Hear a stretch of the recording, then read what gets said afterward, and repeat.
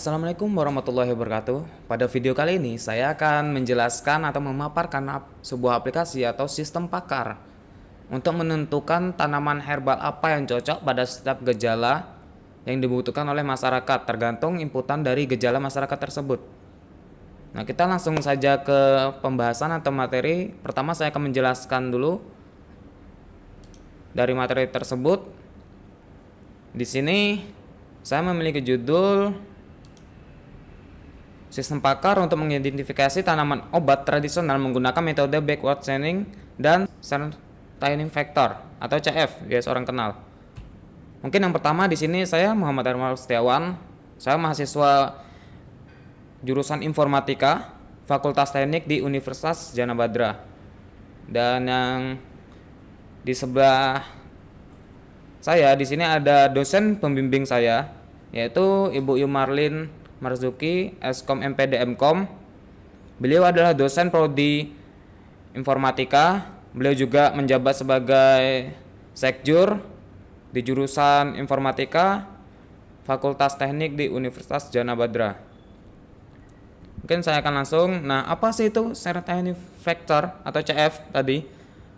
CF adalah suatu nilai yang mengasumsikan derajat keyakinan seorang pakar terhadap suatu data, merupakan penggabungan dari kepercayaan belief dan ketidakpercayaan disbelief yang dituangkan ke dalam bilangan tunggal. Nah, ini dia metodenya. Tadi yang dijelaskan yaitu belief dan disbelief, kepercayaan dan tidak kepercayaan. Ini nanti akan disimpulkan jadi MD sama MB. Kalau MB itu belief, measure of belief. Kalau MD itu measure of disbelief. Nah, ini dia rumusnya. Di sini ada CF, nilai CF itu ada HE MB, HE dikurang MD HE.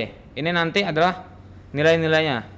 Nah, di sini ada untuk yang pertama itu untuk mendapatkan nilai MB. Nah, di sini ada nilainya MB. Di sini ada untuk mendapatkan nilai MD.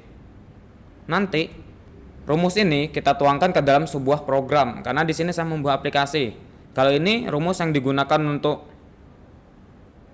kita perhitungan menggunakan kertas, dan sekarang kita akan tuangkan rumus ini ke dalam sebuah program. Nanti kita akan menggunakan rumus yang sama. Nanti MB nilai HE ditambah MB nilai HE 2 terus dikali 1 dikurang MB nilai HE yang 1 ini tadi. Dan seterusnya menuju ke MB yang sebenarnya. Maksud saya MB yang ditentukan itu. MD sama, dia mencari MD HE ke 1 ditambah MD HE ke 2 dikali 1 dikurang MD HE ke 1 dan seterusnya. Selanjutnya di sini CF. Apa sih CF? CF ya tadi certaining factor, faktor kepastian dalam hipotesis H yang dipengaruhi oleh fakta E. Tadi ada pada rumus MB. Kalau MB itu measure of belief, tingkat keyakinan adalah tingkat keyakinan. Ukuran kenaikan dari kepercayaan hipotesis H dipengaruhi oleh fakta E tersebut. Kalau MD measure of disbelief, tingkat ketidakyakinan adalah kenaikan dari ketidakpercayaan hipotesis H dipengaruhi oleh fakta E tadi. Kalau E tadi evidence atau peristiwa atau fakta, itu nilai E. Kalau nilai H itu hipotesis adalah dugaan. Ini tadi untuk penjelasan dari CF, MB, MD, E dan H. Kita akan langsung masuk ke implementasi metode certaining factor ke dalam program dan demo aplikasi. Mungkin di sini saya akan menjelaskan untuk bagian demo programnya. Di sini saya perhitungannya ada pada bagian ini. Perhitungan saja, console action. Di sini saya ada lumayan panjang baris saya lakukan perhitungan di sini. Sangat panjang. Nah, sampai sini. Dari nomor 117 sampai 270, 100 lebih baris saya gunakan. Di sini console action. Kalau di sini hanya untuk pengambilan dari modelnya aja. Di sini ada model plan, model untuk penyakit. Sini model untuk diagnosa. Terus di sini saya banyak membuat array. Terus kita langsung ke perhitungan saja, karena di sini kan pengimplementasi ya perhitungan yang ada pada PPT saya tadi ke dalam sebuah program. Nah, di sini perhitungannya, kalau di sini, nah di sini ada perhitungannya.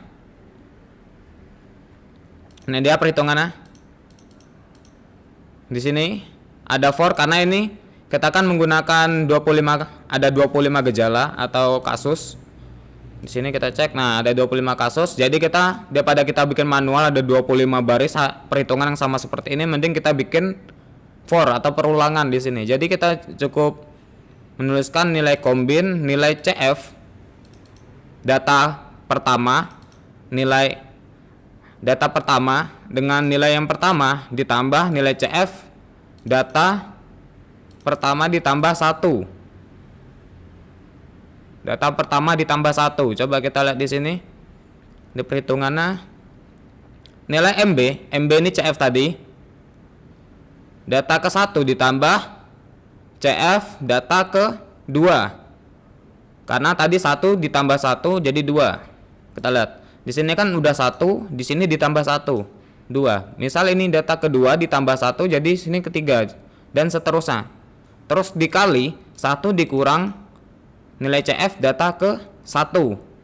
Kita lihat dikali 1 dikurang nilai CF data ke J atau 1 tadi. Di sini dikali 1 dikurang nilai CF atau MB data ke 1. Nah, kita menggunakan rumus yang sama di sini. Cuma implementasinya ke dalam sistem, kita masukkan ke dalam sistem. Terus ini adalah nilai kombin tersebut untuk persentase. Jadi di sini saya akan menampilkan sebuah persentase dari hasil nilai tersebut. Ini. Terus ini sama XYZ.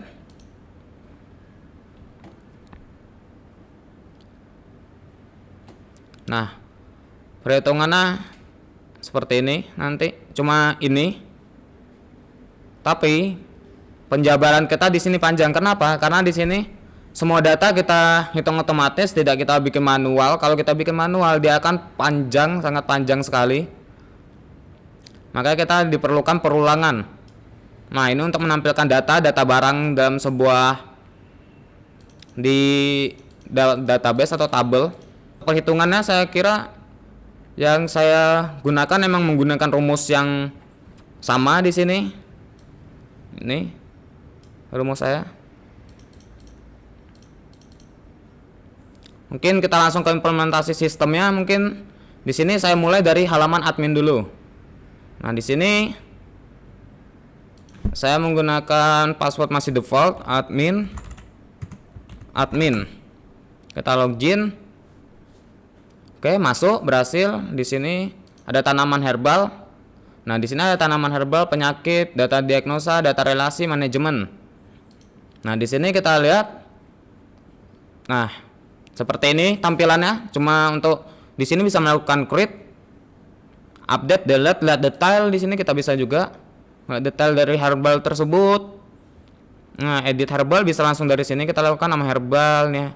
Asumsinya, deskripsi, di sini ada manfaat, deskripsinya ada di sini. Manfaatnya sebagai apa? Gambarnya di sini kita bisa lihat dengan jelas. Di sini. Oke. Seperti ini. Terus untuk data penyakit, ini ada 3 halaman karena ada 25. Dibagi 10-10. Nah, ini. Gejala cuma seperti ini. Terus di sini ada data diagnosa. Data diagnosa itu yang tadi. Nah, di sini ada kode 1, ini saya masukkan kode gejalanya ya teman-teman. Kode dari gejala di data penyakit ini. Tidak saya tampilkan namanya, tapi kode gejalanya. Karena saya takut kalau masukkan namanya panjang nanti akan lumayan nggak terlalu bagus dilihat. Walaupun begini juga bingung yang masuk ini apa saja. Tapi ini cuma untuk tabel diagnosa saja. relasi ini tadi yang tadi MD MB tadi. Kalau manajemen user ini untuk pengguna atau admin yang login. Ini saya sendiri, cuma emang saya bikin satu admin. Udah, kita mungkin halaman admin cuma seperti ini. Kita mulai masuk ke ini yang paling penting, halaman dari front end atau halaman depan untuk melakukan konsultasi. Di sini saya bikin seperti ini, tampilannya agak lebih menarik sih karena emang saya bikin lengkap gitu, tidak nanggung. Nah, di sini ada penjelasan ini apa, lihat kumis kucing, kita bisa klik untuk melihat lebih besar gambar tersebut. Oke, di sini ada gejala, di sini ada 25 gejala yang tersimpan dalam database. Terus ada 13 tanaman herbal dan pengunjung yang melakukan konsultasi pada website ini.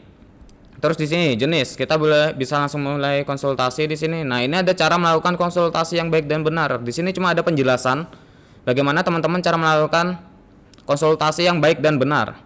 Sini mungkin itu nanti kita next. Nah, di sini ada profil. Profil ini adalah profil kami, pengembang dan dosen pengembang nah, ini cuma penjelasan. Ini saya pengembang tersebut, mahasiswa angkatan 17, saya di Prodi Studi Informatika Fakultas Teknik Universitas Jana Badra. Kalau dosen pembimbing saya seperti tadi yang saya sebutkan di awal, ini Ibu Yumarlin Marzuki Eskom MPD Mkom. Nah, dosen pengampu mata kuliah dari mata kuliah yang saya jalani saat ini yaitu sistem pakar. Mungkin untuk penjelasannya ya.